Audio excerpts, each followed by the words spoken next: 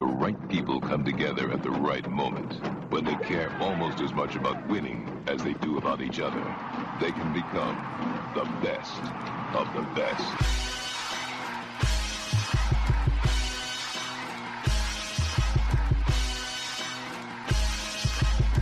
Welcome to the best soccer show, the best soccer show in the whole world. Here we go. It's the best soccer show, a very special U.S. men's national team roster edition of the best soccer show. Jason Davis in the building by myself today. There may be guests later on in the show. I don't know. Just to lay out what's going on here, there is a U.S. men's national team roster due this hour.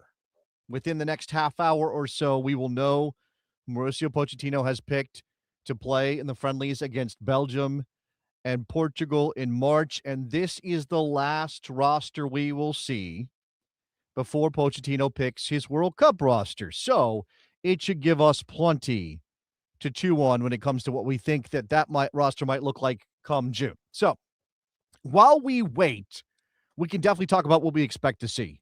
Bottom of the hour is when this roster is expected to drop. It is, for those of you listening later, 11 a.m. Eastern time, 8 a.m. on the West Coast. Pochettino himself is supposed to address his roster at noon via a virtual press conference, as he is wont to do.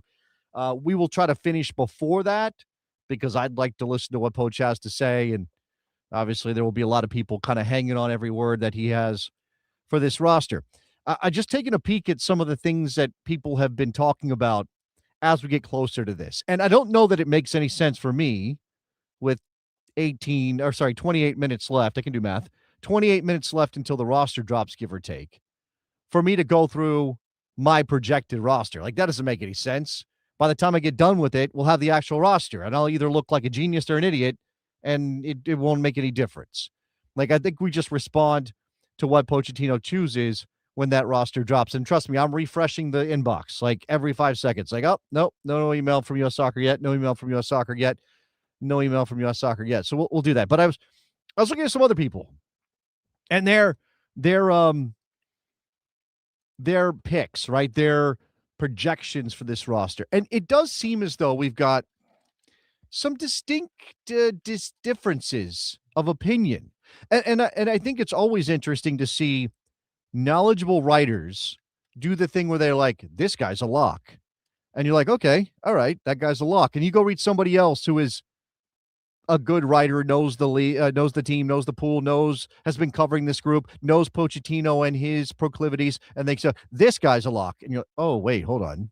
That's a different guy. Or that guy and the other one that guy said was a lock isn't on this roster. Now, the points of contention today are, number one, because this is what we do. We panic over dual nationals, especially when they are talented and 19. Noah Kai Banks. And everything we see says Noah Kai Banks ain't going to be in this roster. Now, I'm talking about reports from Jeff Carlisle, ESPN, who knows this shit. From Stephen Goff, who has picked up on this and what in his projected roster, right? The people that know the pool and know the people involved and have an understanding. Look, although that news comes out of Germany, right? The reports about Noah Kai Banks and his decision to pass on this roster, which would seem to indicate he's going to pass on a World Cup roster, those reports are coming out of Germany. And of course, just to add to the intrigue of it all, we all want to know what's going to happen. Impossible to guess. And yet, Noah Kai Banks, again, reportedly out, reportedly passing on this because he wants to potentially play for Germany. And I don't blame the kid. Like, if he wants to play for Germany, he wants to play for Germany. What we've got on his own Instagram is a post. When was that post? When did that post go up? Some of you might have seen it. A post went up from Noah Kai Banks himself with a reference to lying. It was a literary reference. I'm sorry, my brain this morning, lots going on. I can't find it, but some of you might have seen this post, right? So the bottom line, whatever the reference was. Okay, here it is. I actually found it. on his Instagram reel yesterday. The Little Liar by Mitch Albom. He references a book by Mitch Albom, noted sports writer, Tuesdays with Maury, a guy I grew up watching on the sports reporters on ESPN. Anyway, Noah Kai Banks posting this image. I guess it's some words from the book. I haven't read Mitch's book. People say many things. Some are true, some are lies. Sometimes if you say a lie long enough, people believe it's the truth. The Little Liar by Mitch Albom. Now, is this a cryptic post from Noah Kai Banks because we're about to get a surprise? Are we about to find out Noah Kai Banks actually is in this team and all those reports about him passing are actually incorrect? Now, I know there's also people out there. I know there are also other U.S. men's national team, what do we call them? Content creators? Is that what the phrase of is that the terminology now? I guess that's what I am. I just never thought I was. I never thought of myself as that first. I thought of myself as a writer and then a radio guy. Not that makes me better, but I know there are content creators who are pushing their leaks, right? That they know that some people who are in, people who are not in, right? And I don't know that there are going to be massive shocks. Okay, so I've already talked about Noah Kai Banks. That is one point of intrigue. Another point of intrigue is Gio Reyna. Now, we generally have a rule on this show that we don't talk about him and we don't name him. You actually do have a radio show. Thank you, Movie Guy, for asking if I have a radio show. Sometimes when WNBC. the rodeo says, WNBC. it's we forget the old bits. Thank you for bringing up the old bits. Jared doesn't create the content; he is the content. That is. Oh, man. Anyway, maybe the Rhodius will opine on this roster at some point. By the way, you have to be a bestie on the Patreon if you want to get access to that. I might post it as a members-only video here on the YouTube channel as well if you're watching on YouTube, for those of you who are listening live or watching it back, if he does decide he wants to get in on this roster. So, Noah Kai Banks, in or out, point of entry. Gio Reyna, in or out, point of entry. Now, so Gio Reyna, and I think I said this on last week's show, undeniably talented. Undeniably talented. He passes the eye test when you see him on the ball. He's a player that jumps off the screen when you see him on the ball. He can do things that nobody else in this team can. He is just that good if he is in form, fit, ready to contribute. And the question we have, again, ahead of the drop of this roster, the bottom of the hour, is whether or not Mauricio Pochettino rates Gio Reyna's game-changing ability as good enough, as important enough, as necessary for this roster. Now, again, this is not the World Cup roster, and maybe this is, let's bring Gio in, see where he's at, check him out. The stakes are different. These are friendlies. Yes, they're tough competition. You're testing yourself against Belgium and Portugal, but we will see where Gio's at, and then that will help decide whether or not the man should be in the World Cup roster. I wrestle with this thing, and this is what we talk about, right? What ultimately is important to the head coach, not to me, not to you, but to the head coach of the U.S. men's national team, who has to figure out a way to put the team together that can win a couple games, hopefully in the group stage, get out of the group, and then do something in knockout phase of the tournament against higher level competition than you have seen in CONCACAF, than you have traditionally been playing. Right? And if Gio Reyna, no matter what his form is, no matter what his fitness level is very important, right? But no matter what his form is, no matter how much he plays right now at Gladbach, there's nobody else like him in the pool. I've brought this name up before, and I don't think it's a one-for-one comparison, but it's the best I got. It's a Ricardo Quaresma kind of thing. If you remember Quaresma, he was a talisman. He was a game-changing player for Portugal. Numerous occasions international play, but his club career just never really connected the way it was supposed to. He never reached the level on his. No, he's done. I think his club career outshines Gio Reyna's. I'm not trying to make that comparison. I'm not saying that Charisma wasn't a more accomplished player in the end than Gio Reyna has been to this point in his career. Absolutely, that's true. But if we're just talking about a player who, for whatever reason, cannot put it together on the club level, but is game-changing enough that a national team head coach keeps calling him in. That's the kind of player I think about. I'm also seeing somebody mention James Rodriguez. I don't think that's right either. Not in the chat. I saw that somewhere else. FC Neo Tokyo, my man Mitch. Gio getting a look is a disrespect to this team. I really hope these guys and Poach get grouped. But looking at the baseball tournament, I think it'll be fixed a bit so we have a strong showing. All right, I don't know about all that. It's conspiracy. Mitch. That's conspiracy. And yes, this is the frustrating thing. We're 4 years from the previous World Cup, and we're still talking about the potential of Gio Reyna, not the product. The potential. Like, what can you point to since the 2022 World Cup that Gio Reyna has done that stands out as, oh, man, look at that step he's taken as a player? He wouldn't be at Gladbach if he had taken a step because Dortmund wouldn't have sent him off for nothing.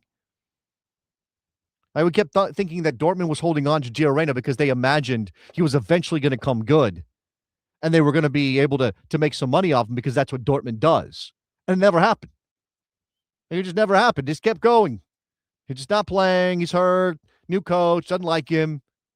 And again, I've said this before, like this many coaches can't be wrong. Like eventually it's like, okay, well, he hasn't shown it for a number of coaches. Nobody seems to like him, even when he's had his opportunity to get a fresh start.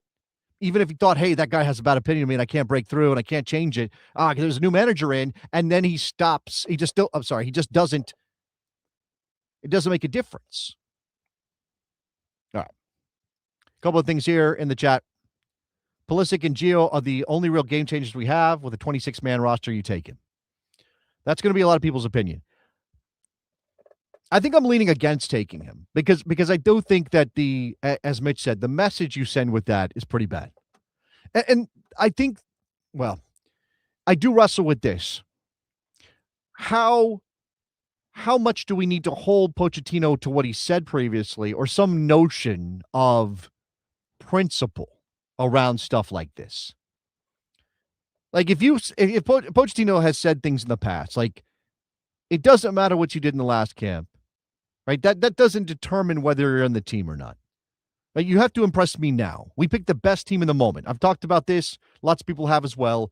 I think this is a fundamental difference from previous U.S. men's national team head coaches, where they picked their guys, they had their group, and they tried to carry that group forward in time as much as possible. There would be changes around the edges. Obviously, injury affects that. But for the most part, they were like, all right, this is my group. This is my group for the cycle. Let's go. Let's charge into the breach, gentlemen. Whereas Pochettino, even though there are definitely going to be players who are in every group if they're healthy, Pulisic, you imagine Tyler Adams, players like that, Weston McKennie, I would think, even though there are players that will be in every group, you've got a coach who sees this as an of-the-moment team.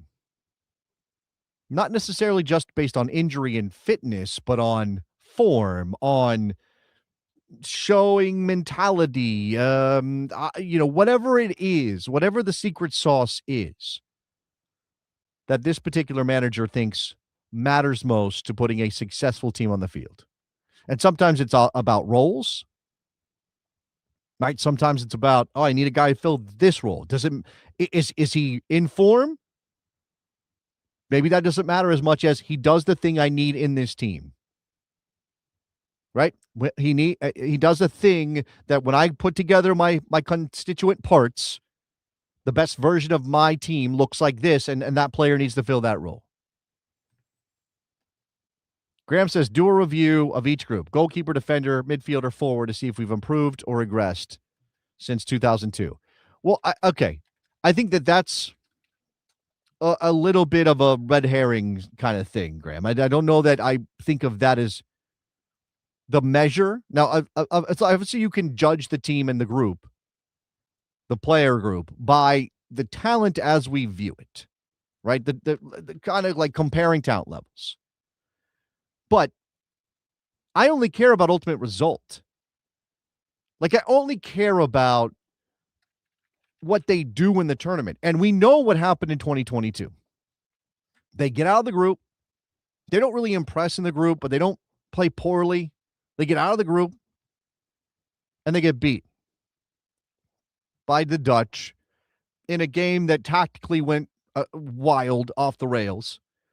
Obviously, personnel choices were bad. And that's, I mean, if you want to compare groups, obviously that's going to have, it's going to speak to that group and this one, the fact that Jesus Ferreira was in that group, right? And that Jesus Ferreira got a start in the World Cup. By the way, I like Jesus Ferreira a lot. Watching him do what he's doing with Seattle right now makes me think he's finally getting to that point where he's realizing his full abilities. And, at one point I thought he might be an MLS MVP candidate kind of player. That didn't necessarily mean he was going to be a World Cup caliber player for the United States. Obviously, the group that you're in matters. Thank you to Felix. That's true, right? What's my DEF CON? Oh, can we get a DEF CON before the roster drops, guys? We're about 15 minutes out. Something in that neighborhood. Should be around the bottom of the hour. What's your DEF CON? Take us to DEF CON 3. Obviously talking about how concerned are you about this group, right? If you are absolutely thrilled with where we are right now, you think this team has what it takes to get out of the group and potentially do something. Now, it depends on draw, right? It depends on, we know that the World Cup group is manageable. I don't want to suggest that it's easy. I don't want to suggest that.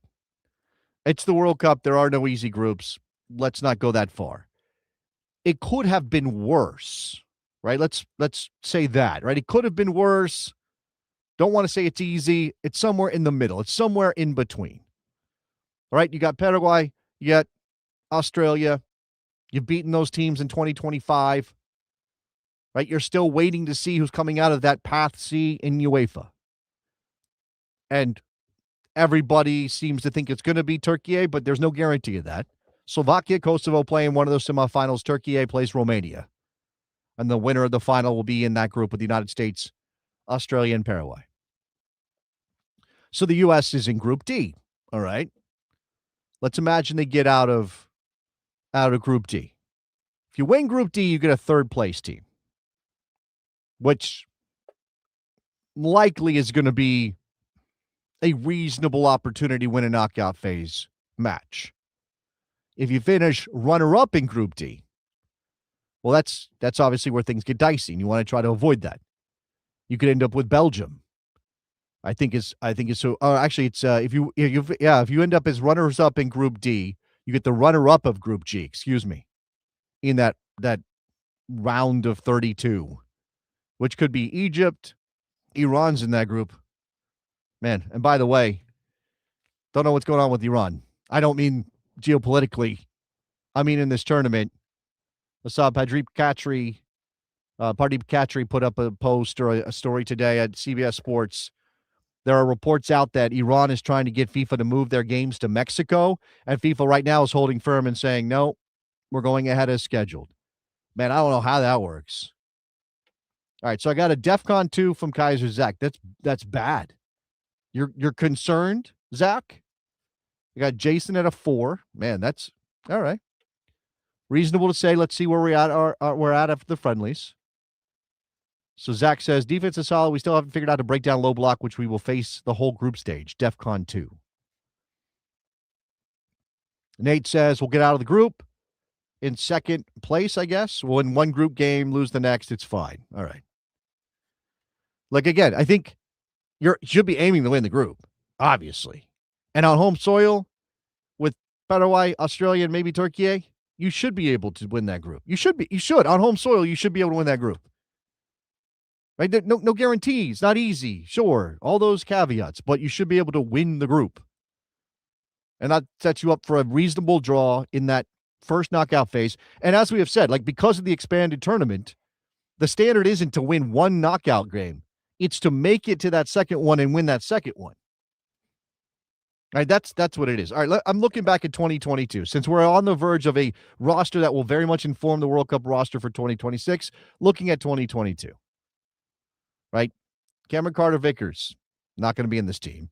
Dest Long, not going to be in this team. Shaq Moore, not going to be in this team. Tim Ream, going to be in this team. Kind of unbelievably. Jedi Robinson, Joe Scally. Joe Scally's interesting. Is Joe Scally going to be in this team? right? Alex Freeman, maybe more of a wing back. Do you need a stay-at-home fullback like Joe Scally? DeAndre Yedlin, not going to be in this team. Walker Zimmerman, obviously not. I'm sorry. You're right, Zach. I did. I said it wrong. Although Morgan's not here to be annoyed at me saying Cameron is Brendan Aronson, Kellen Acosta, Tyler Adams, Luca De La Torre, Weston McKennie, Yunus Musa, Christian Roldan. So Aronson, interesting. We'll see if he's played himself into this group again. I think he probably has. Tyler Adams is going to be here. Luca, no. Weston McKennie, yes. Yunus Musa, up in the air. Don't think he's done enough recently at Atalanta to play himself into this team, which is, I'm going to say disappointing because I like Yunus. Is he good enough? Has he improved his game enough? Does he do enough things better than he did back in 2022 rather, to merit a spot this time around? That is an interesting question. Forwards. Ferreira, already mentioned him. Jordan Morris, not going to be in this team. Pulisic, who hasn't scored a goal or had an assist in 2026. Who's worried about that? What's the DEFCON on Christian Pulisic's form right now? I think that might be a different DEFCON than your general sense of the team, which is wild because I think there was a period where if Christian wasn't playing well, we really didn't have a sense that the U.S. was going to do anything. So what's your DEFCON on that? Gio Reyna, again, the X factor here. Will he be in the team? Josh Sargent, not going to be in the team. Tim Weah, yes, he will. And Haji Wright, although I think Haji Wright might be not in the best shape at the moment. So we'll keep an eye on Haji's status. Patrick Ajamong is my guy. Now, and here is the argument I've made. I've seen this made in other places, so I don't think I'm the only one out on this limb. Patrick Ajamong is a handful physically. He is not a refined player. He is not the smoothest guy out there. He's not going to have the best touch. Right? He's not going to be the most complete forward you've ever seen. But he can make things happen because he is so difficult to play against. He's awkward. Right? I think there is value in being awkward in the way that Patrick Ajamong is awkward. So if you're looking at this roster and you're looking at your forward group, and obviously, Fowler and Balogun is going to be in there, right? And okay, Ricardo Pepi, what is his level? Where do you put him in your estimation? Has he, after he's come back from his injury, has he played his way back into the team? I would have him there, but you could argue that he doesn't do enough from the start of games, typically for the United States, and you kind of already got the same kind of player, maybe at a better level in Balogun. I think that's a reasonable thing. Again, if Haji's not there, does that open up a spot for somebody else? And is that Ajamong? That would be my preference. Right? So, Balogun, Pepi, question mark in those situations. Jason's a DEFCON 2 on Christian Pulisic. I'd like to hear anybody else give us your DEFCONs on that as well. Hip issue scares you. All right. I'm not sure Ajamong is a player that Austria, Paraguay, or potentially Turkey couldn't handle. Look, I'm not saying start the guy. I'm not saying that, Felix. I'm saying that if you are in a position to, he's just a changeup, right? I mean, he's the best changeup you've got in terms of the group that you have at forward, right? He plays so significantly differently than anybody else in the pool, certainly but differently than Balogun, who you're likely to start. So if you're starting Balogun, then yeah, he is, Ajamong is just different, right? He's the guy that you can throw the ball up to and see what happens. Kaiser Zach. Zach is a DEFCON 3 on Pulisic. He always has showed up with extra sauce for the World Cup. And there are other players who can step into those attacking roles as well. All right, here we come back. Let's come back to Noah Kai Banks because the roster should be dropping in the next couple of minutes, and we'll see if Banks is on it. Poach is letting Banks slip away. Let's think about the idea that this is a recruiting battle and that there's anything at all that Mauricio Pochettino could do to convince Noah Kai Banks, who moved from Hawaii to Germany when he was 7 weeks old, that he should play for the United States. He should pick the United States at 19 years old when his professional career is just getting started. Is there anything? How about better than is there anything Poach could do? Is there anything Poach should be doing that also doesn't apply a little bit too much pressure to a 19-year-old who should be allowed to make his own choices? Like, I know I'm sorry a little bit live and let live in this regard, because obviously I would love to have Noah Kai Banks play for the United States, because damn it, we need center backs, and he's talented, and he's only 19. We're talking about multiple World Cups in the future for Noah Kai Banks if he plays for the United States. And there's that thing of, well, he might never play for Germany. Right? He might never play for Germany. I also do think that we overrate these guys on a regular basis because their dual national character makes them more attractive to us because, they could pick a better team than us. If we get them, that says something about it. We want to be validated by Noah Kai Banks. Just like we wanted to be validated by Serginho Dest when he chose us over the Netherlands, even though, based on the way his career played out, he might never have gotten called up for significant caps with the Netherlands. He might have gotten a look.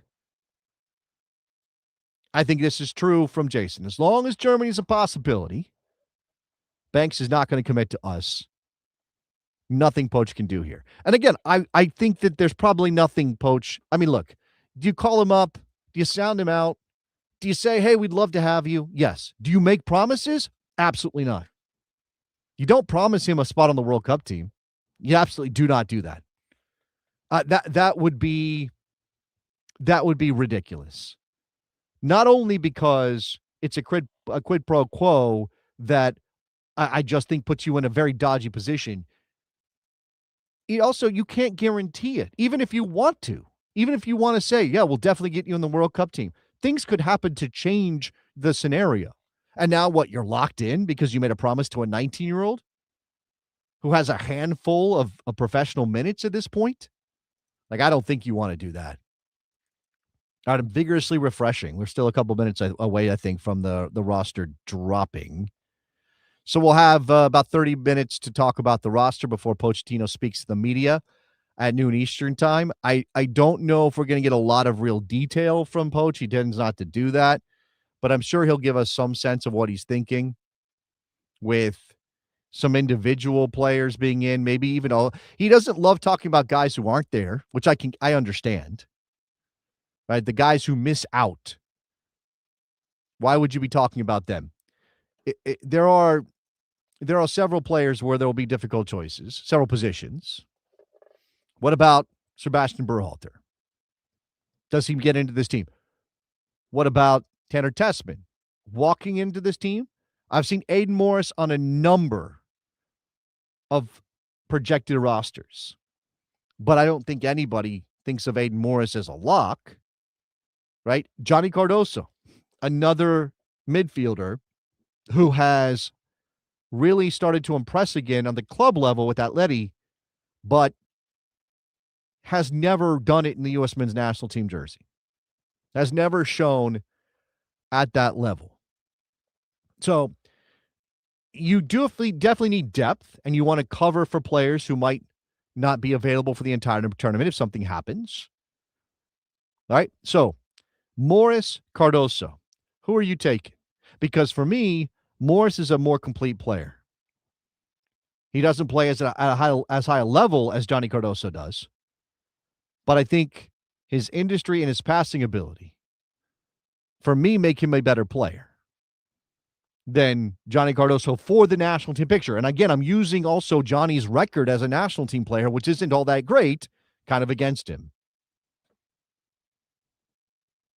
So we're looking at a couple of different, all right, what about this guy? What about fringy kind of guys? Now, if you're talking about what the starting lineup looks like, if all your guys are available, right? And obviously fitness is going to be a factor here for that as well. Matt Freese is the number one goalkeeper. Can't be entirely convinced by Matt Freese right now. I can't be entirely convinced by any of the goalkeepers, and if Matt Freese is the number one, all right. in that back line, which now, again, if Banks doesn't come, what are we looking at there? Tim Ream continues to get starting minutes for the U.S. men's national team. As we have watched the MLS season unfold in the early stages, and Ream looks slow and looks like he's maybe lost it to a point where he becomes a liability rather than just a player you can cover for, because he was a strength. And certainly his passing ability, his ability on the ball was a strength. All right. I've been told that the roster is out, so I'm going to pull that up right now. Look, I'm going to pull up the roster from our friend Jonathan Taylor Tannenwald. So here we go. I'm going to go ahead and let me put this up so you guys can see it. I'll put this over here. So if anybody hasn't seen it themselves, I'll put it up on stage for all the YouTube viewers.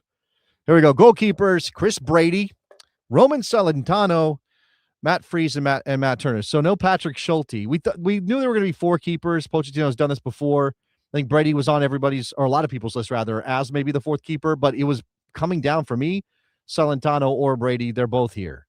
Defenders, Max Arfston, who I haven't mentioned, but I think we all knew was going to be in the team. Alex Freeman, Mark McKenzie, Tim Ream, Chris Richards, Jedi Robinson, Miles Robinson, Joe Scally, and Austin Trusty. I think Austin Trusty is, I think he was fringy for a lot of people in the center back pool. And I don't know that he was a guy everybody had in their group. For example, Doyle had Tristan Blackman. Tristan Blackman is not in this group.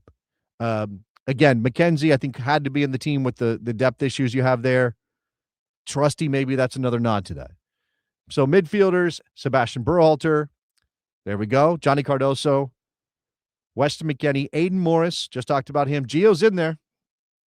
So there you go. Poach is rolling the dice on Gio again. Christian Roldan, haven't mentioned him. I think we all knew he was going to be in the team. Clearly, Poach likes him. Tanner Tessman, and Malik Tillman, who I haven't mentioned, but again, and fitness has been an issue for Malik Tillman.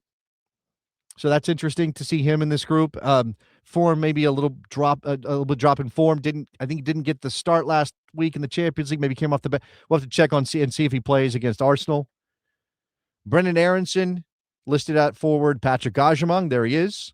Valerian Balogun, Ricardo Pepi, Christian Pulisic, and Tim Weah. All right, let's get. As I said, I was reading this from the work of one Jonathan Taylor Tannenwald, who joins us now. I think he's working on his microphones. I put him on stage a little prematurely. Hi, I'm here.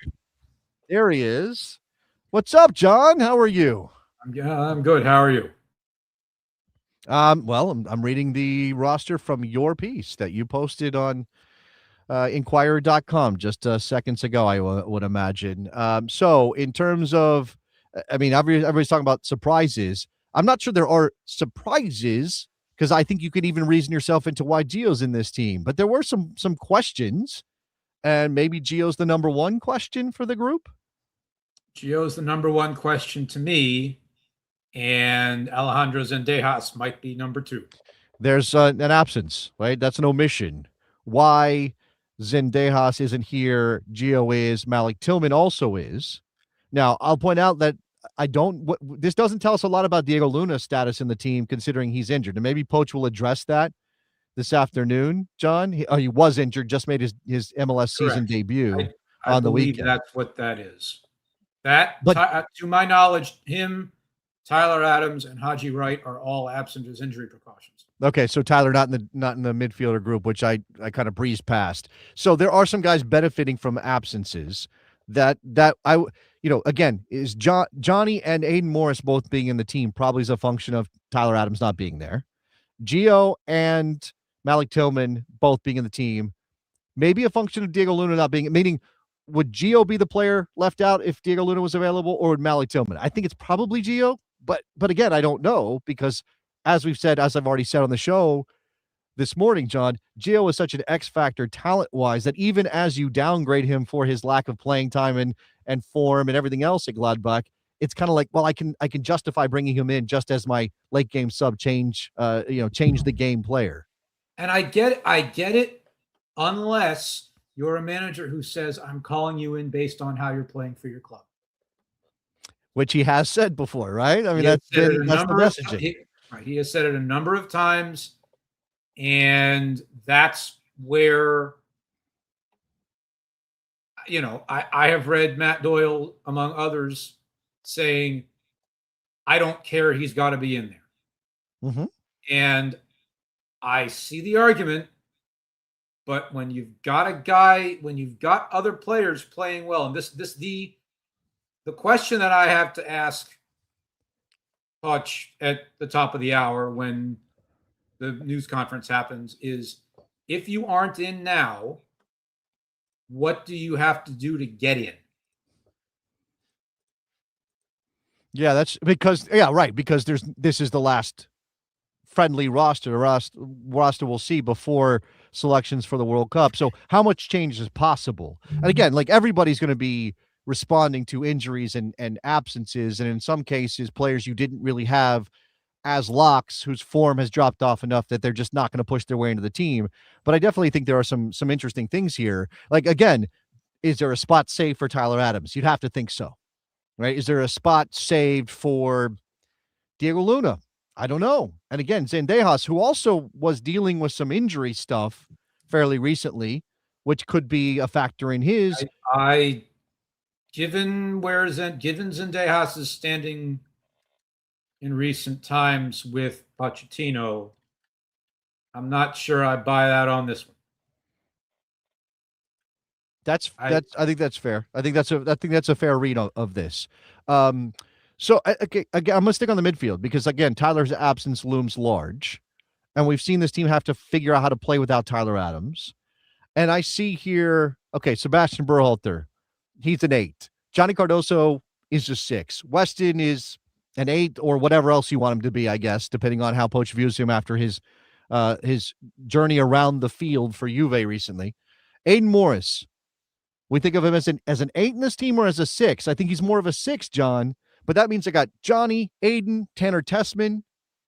I mean, you could even argue that Christian Roldan, although he can play higher up the field and probably would, it feels like there's a lot of players who are of a similar position, if not a similar profile. I am working out of the assumption having some issues with John's internet, so it's not cooperating. John just froze on me. All right, I'm going to take John out.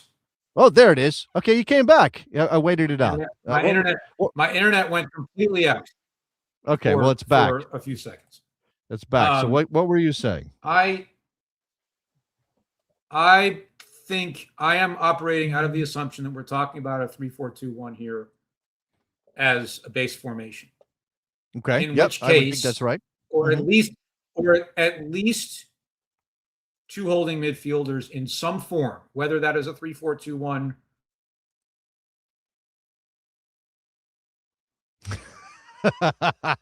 John Tannenwald's internet is not cooperating with him as he tries to get out his opinion here. I'm sure it'll come back momentarily. John, I think I heard you. Somebody doesn't like me. I don't know who. Somebody at US Soccer hates your opinion. Somebody doesn't like me. I don't know who. 3-4-2-1. Again, base assumption, two holding midfielders. But again, if Tyler's in there, 4-2-3-1. Okay. I again, everybody's competing to be next to him. You can't even really you can't. Well, I was going to say, how do you read the defenders picked for this group? Joe Scally is in there. We obviously know Serginho Dest is not a player who would, and he's not here because he's his injury, but he's not a player who would play as a fullback. He played more as a wingback, we think. Again, you've got Max Arfston, who is a wingback, not a fullback. But Jedi Robinson can kind of do both, although I think he's more traditionally a fullback. How does any of that indicate what formation Poch might pick? I don't know yet, but you were talking about who's a 6 and who's an 8, and I throw that. All right, John, I'm sorry. Your internet is killing me right now. Your internet is killing me, John. Can you get closer to your router? All right. Exactly. Let me see what John's internet looks like. So again, okay. So if we're talking about midfielders, no Adams, big missing name. Berhalter, Johnny Cardoso, Weston McKennie, Aiden Morris, Gio Reyna, Christian Roldan, Tanner Tessman, Malik Tillman. I think Pochettino likes Gio. Obviously wouldn't be on the team if he didn't, but he's going to play high up the field. Pochettino likes Christian Roldan. What is his role in this team? He's going to be a late game substitute, an energy player. We've seen him get starts, but not against this level of competition. I wouldn't expect him to be a first choice player at the World Cup. As you said, perhaps it's an audition to pair with Tyler Adams, but you need to complement Tyler Adams. So I need a facilitator there, John. I need a passer of the ball because that's not Tyler's game. So which one of these guys fits that bill as both a holder and somebody who can move the ball and connect lines, because that's not Tyler's MO. That's all fine. But the idea that there's going to be a 6, an 8, and a 10 as a trio, that's the part that I'm sort of pushing back at. And I think it might be Tessman. I think Johnny Cardoso, as I've been saying for a while now that he's playing for Atletico Madrid, he gets one shot, and let's see how he does. You've got 180 minutes of soccer here. I realize it would make people feel good to beat Portugal and Belgium, but you got a bunch of guys, give them all 45 minutes each and see what happens. Fine with me. Yeah, I mean, is that what we expect, though? Like, is it important at all to put together some sort of cohesive 90-minute performance considering the opposition if you're trying to build confidence? Or do you think that Pochettino's mentality simply is, I'm still fixing it or I'm still working on it, and it ultimately doesn't matter here, and I can maybe tinker a bit or give auditions to players who maybe still aren't necessarily convincing in how they fit into the team? The bigger question there about giving auditions is, again, part of my question for Pochettino today, which is how settled ultimately is this? And beyond that, I'm going to let you vamp for 2 minutes while I switch machines and try to get on a better connection. All right, so John's going to go fix his internet. This is the hazards of doing it live, which we are here, obviously. And again, Pochettino's going to speak top of the hour, 12 p.m. Eastern, with the media via that virtual presser, and I'm sure we'll get some insight here into what this looks like. I'm looking at U.S. Soccer's press release. I mean, they're not going to go into detail as to why these guys are called in, but it does note the return of Jedi Robinson after he missed all of 2025. I mean, that's something we can circle. I'm not sure. I mean, there have been some things at Fulham recently that haven't been all that great as indicators that he's at his top level, but obviously he makes the U.S. men's national team better. So I'm absolutely fine. I mean, of course I'm excited. Of course he would be here. There's no argument that he shouldn't be here at all. Again, you know, it's not the youngest team we've seen, but it's not by no means is it an older team, 26 years of age in terms of average.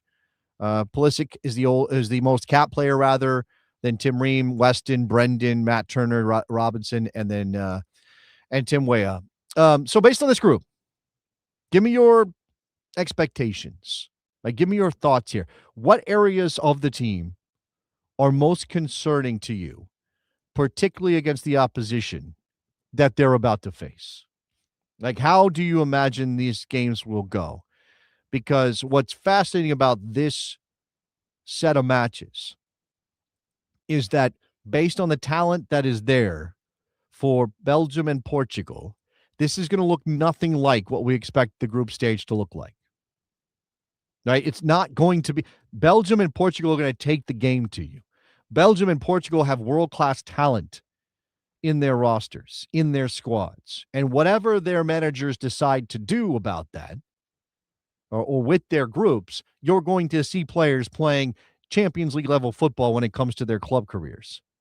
That's not going to be the case with Paraguay and Australia, and perhaps Turkey as well. Now, Turkey can take the game to you. That, I think, is absolutely a fact, but I'm not sure you're going to get the same sort of thing from Paraguay and Australia. And again, Turkey is not qualified yet. They still got to go through the path in Europe. All right, John, I see you're muted. Let's hope that microphone works. You got a couple minutes left here before we say goodbye and go off and listen to Pochettino. So I was just, asking about expectations for this window and pointing out that these are not opponents who are going to look like the teams you're going to face in the World Cup in that group. No, but people want to see the U.S. play against big-time teams, so here we are. Which I don't have a problem with that, because we've often complained that they weren't being challenged enough in the windows available to them, and they needed to step that up if they were going to do something in the World Cup. And if you get to the round of 16, you're likely to see a team at this level. So I'm okay with it on some in that way, but it doesn't necessarily give us a good view of what Pochettino would do when he opens up the tournament and he's facing Australia and Paraguay and, again, perhaps Turkey. No, although the irony is they might face Belgium in the round of 16 if they win their group. Look, people are saying they need to test themselves against big-time teams, and their last 4 games are going to be against Belgium, Portugal, Senegal, and Germany. So there you go. I don't have a better answer than that at this point. So, okay, with this group, and again, acknowledging that he might try some stuff and give some guys auditions, and you're saying, give somebody 45 minutes, give somebody else 45 minutes, and get some tape, and then go into your last couple of months of preparation with that data to lean on. What does a starting lineup for the U.S. men's national team, the best version you can put together, look like from this group? Out of this group, hold on a second. Let me. Can you load that famous graphic back up again? Matt Freese, right? We know that he's right now picked out as the number one. We have no reason to doubt he's the goalkeeper. Freese, I'll say. And you're going with that 3-4-2-1? Yes, I am. Okay. Until proven otherwise. Freese, Ream, Richards, McKenzie, Tessman. Okay. I'll say Tessman Morris for now. Okay. Although I think Johnny's going to play. He has to play, or else why else are you calling him in? Okay. Okay. But Tessman Morris for now, with Johnny playing a healthy amount of time. Pulisic, McKennie, Bellion. All right. So obviously in that formation, you're getting width from your wing backs, right? Yes, and Weah is the right wing back. Sorry. Right wing back is what, and then so Robinson on the other side is what you said. Okay. Yes, Weah is the right wing back who can do a lot, I think, from there. It's so of course, and I was just saying, Jedi Robinson returns to the team, missed all the 2025 with an injury, right? Just getting back to being the player that he can be in the Premier League. And I'm seeing that there are, some rumors about a move this summer and all that stuff. I mean, his time, he got into the lineup at Fulham. They leaned on him a lot. And then it was kind of like, oh, well, maybe we're playing him a little bit too much. And he started getting rotated a bit. And I wonder what that means for his fitness. But we haven't seen him in the back three setup that Poch has used for the U.S. men's national team. And I'm not saying that he can't make it work, but that is going to be interesting to watch just because he hasn't done it yet. And he doesn't play in a back three at Fulham. I think he has before. And I'm going to play a slightly impolite card, which is when I spoke with him. It was a few months ago, I realized, when I spoke with him last. He said he would be more than happy to do it. Well, I think he's a willing player. And again, I'm not even saying that it won't work, but he is that he's a traditional fullback in the way that he plays that flank, right? But it frees him up. Working on the overlap. I understand it's just a higher starting position than I think we're used to seeing him. And how does that impact his ability? Because what I picture most effective Jedi Robinson is, again, playing on the overlap, getting slipped in behind, and playing across with that left foot, which he's gotten significantly better at in terms of accuracy over the last couple seasons. Okay, so he overlaps with Pulisic on that side, which he's done enough before. And, I think there is some precedent for Pochettino overweighting that to one side or the other. Yep. And the right side tends to be the side with a little more liberty, so that it plays. Sometimes it looks like a 3-4 in attack, and sometimes it looks like a back four in defense, or whatever it may be. But Robinson is the least of my worries, frankly. No, sure. You mentioned the lack of a 10 in that setup. And look, I don't think you're starting Gio. Tillman, No. Is the candidate, I think, right now Yes. that's in this group. But you're so again, against Belgium and Portugal in particular, you're probably going to need, especially without Tyler on the field, you're going to need support there in that midfield, Right. that central midfield area. So you can't sacrifice one of those central holding midfielders in order to play an outright 10 or somebody who is your creative player in that area. What does that mean for Pulisic and Weston McKennie's responsibilities if those are the guys on the field? I can't. McKennie's going to be one that I'm interested to see how he fits there, because he can clearly do a lot of things.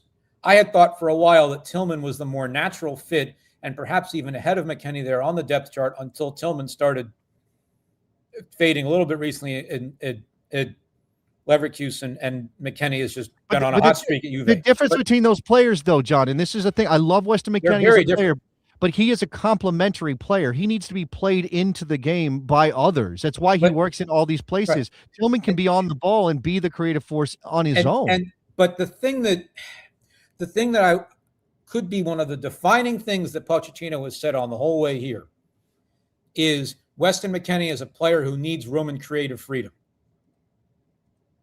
I think it was after the Ecuador game in Austin, maybe, where McKennie played in one of those attacking midfield spots where we all thought he was going to play next to Adams and were worried that he didn't have the discipline to just sit there for 90 minutes. As soon as Pochettino said that, it blew my depth chart up and probably a number of others too. And it took McKennie out of that central or defense, that central line, and put him up on the attacking line with Pulisic, Reyna, Zendejas, Tillman. I prefer him. I prefer him there anyway. Which is fine. But I do too, because if he's going to play somewhere, I worry about him freelancing, as I've worried about him freelancing for years, and wasn't sure, as I said, that he could just sit there next to Tyler Adams and wait around for 90 minutes. But I also think this 3-4-2-1, there are probably three players who it benefits the most. As I say, I think it benefits Robinson a lot because he can get forward a lot and he has the willingness to track back at the same time. It benefits Dest and Weah, same position. It benefits those guys. And above all, it benefits Pulisic, because it puts him in a position where he gets on the ball, can drive forward with it, and do a variety of things from that left side of the attacking spot, which suits him very well. And he can be wide or he can be more central and not have to worry too much about it. I just wonder about who he's playing in combination with. I mean, it's going to have to be Jedi the way that you're outlining this. I mean, I suppose if you're tilting that way, okay. I just thinking through these possibilities, and then again, what it leaves you open to if you turn the ball over, because that's also a concern. Well, if you turn the ball over, that's why you have three center backs sitting back there, two central midfielders in front of them. You are less exposed going back the other way in terms of how you balance 5 going forward and 5 staying further back. Yeah, but you're going to have to get. I still think you're going to have to get. Well, you're going to have to get one of those midfielders. Okay, well, we'll see how it plays. Again, we don't exactly know what Pochettino's going to do with his lineup, and in part because again, a couple of key guys are missing. Well, I will point out. Let's talk about the forwards before I let you go, because I know the press conference is going to start momentarily. So Aronson is in here. I don't think that's a shock, but again, there was a time when Brendan Aronson wasn't on everybody's U.S. men's national team roster. Agyemang gets in. I think that might be as much about Haji Wright being hurt as it is about Agyemang and the way he's playing. But I think he at least deserves the look. And I'm again, I'm going to die on this hill that Agyemang's awkwardness and the way he physically plays is a difference from the other guys in the group that Pochettino might want to have as a round in his chamber. Well, and you have. I've been working all along on the assumption that they're going to take 3 outright strikers, and 4 into 3 doesn't go. So one of Agyemang, Balogun, Pepe, and Wright would be out. Yes, right. Wright can play the wide spot a little bit, which is an advantage in his favor. So then, who's in better form? Well, Wright's in pretty good form right now. He wasn't for a while, which opened the door to come back in for Agyemang. And I think, look. It is too stereotypical to say that they are both the throw it to the big guy late if you need it for the dunk shot off a set piece or a cross, whatever. Late. Nothing wrong with that. It's tried and true for a reason, John. Right. But I think I think that Agyemang, if he shows something here, is going to make the next few months very interesting for him and Haji. And given that, I think there's a lot of pressure on Ricardo Pepi in these games too to put a ball in the net. I would agree with that. Because he's certainly not the same as Wright and Agyemang, and he's not the same as Balogun, but he's got to have it in his head, I would imagine. I haven't asked him. He's got to have it in his head. I was so close 4 years ago, and I'm so close now, I can't blow this. Some pressure there for sure. Going to be interesting to see if Berhalter gets any significant time over these two games. Started the season really well with Vancouver, who looks great. And everybody talks about the set piece deliveries because they don't have anybody else they can. I mean, unless Gio's on the field, and Gio is a liability defensively. And honestly, I don't know that you trust him all that much on the ball these days. But Berhalter's here. You know, if does he get on in certain situations? Is he a late game substitute when you're chasing a goal just because you think he can get you that service to help you score from a set piece? He might be, but that's who are you taking off becomes the question at that point, just to get the set piece guy on the field. Well, he's got to come on. He's got to come on for, if in your scenario, one of Tessman or Morris. Obviously, if Adams is on the field, that makes, you're probably leaving Tyler on the field because of his plus defending, depending on what the game state is. But obviously, he's a blanket there. You can throw another body forward if you have Tyler Adams on the field. And so, that balance for sure. And here's the other thing about Berhalter potentially competing, I'll say, against Cardoso and also Morris for one of those midfield spots. I have a suspicion that central midfield spot is the one most liable to get a yellow card or two in a World Cup. So you're going to need a lot of depth there. Yeah. Okay, so we've got our roster. John Tannenwald from Inquirer.com, where you can find this piece. Philly.com died a few years ago. I know, John. Old habits die hard. Sorry, let me put you back on. Old habits die hard. It's been a while. All right, my apologies. Inquirer.com is where you find Jonathan Tannenwald's writing on soccer and other sporting topics. John. Would you believe, Jason, that I'll keep this very quick? Somebody apparently wrote to us recently, to the reader mail inbox, and said, now that the Washington Post is dead, can you guys cover Washington sports too? And I really didn't know how to say either to find that reader or to my colleagues, you really don't want a Philadelphia sports outlet covering Washington sports. No. And I think I can vouch for that pretty well.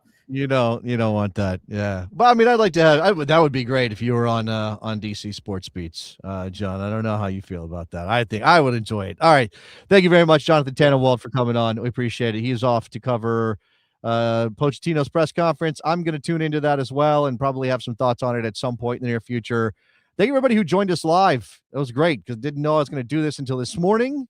Roster dropped. Why not jump on the air, jump on the stream and do it? And all you Best Soccer Show podcast listeners, you get a little bit of a bonus with this episode. I still plan on doing another episode this week, maybe with some other approaches to the news in the world of American soccer. Maybe a guest or two, I think, is a possibility. All right. With that, patreon.com/the Best Soccer Show. If you want to become a bestie, there's extra stuff happening over there. I'm making new content, posting little daily updates on things, hitting the news, writing occasionally over there as well. If you want to jump in, and you get access to the Slack, which is the Besties community. That's great. Patreon.com/the Best Soccer Show. Also have a newsletter called Soccer Eagle. Just look for Jason Davis Soccer Eagle or whatever. It's free, but I do have a membership tier on my Ko-Fi or Coffee page because I've created a Dead Soccer Club database. And if you want access to the Dead Soccer Club database and to be part of the community that's going to maintain that database, if you support me on the newsletter, which I'm writing twice a week on many soccer topics, that would be great. If not, if you don't want to support the newsletter monetarily, just subscribe to it, tell people about it. That would be awesome as well if you could share that. And then Morning Kick Around. I mean, I'm doing too many things, but Morning Kick Around Monday, Wednesday, Friday, 9:30 a.m. Eastern on YouTube. Look for Morning Kick Around. Kick Around is one word. We're covering the growth of the American game, the build up to the World Cup, lower division soccer, the potential of a strike in the USL Championship, all that stuff. So we got you covered there. All right, that's it for the plugs. Thank you guys for listening and watching, and I'll see you next time on the Best Soccer Show. Bye-bye.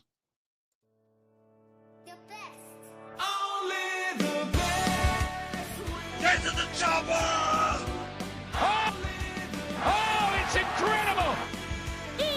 dog. That's in a boat.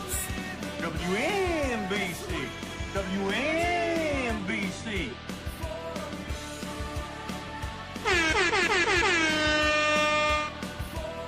Oh, here we go. Saucing them up. Hit them. What? Calm down, Greg. It's soccer. It's soccer. Danger zone. Take us to DEFCON 3.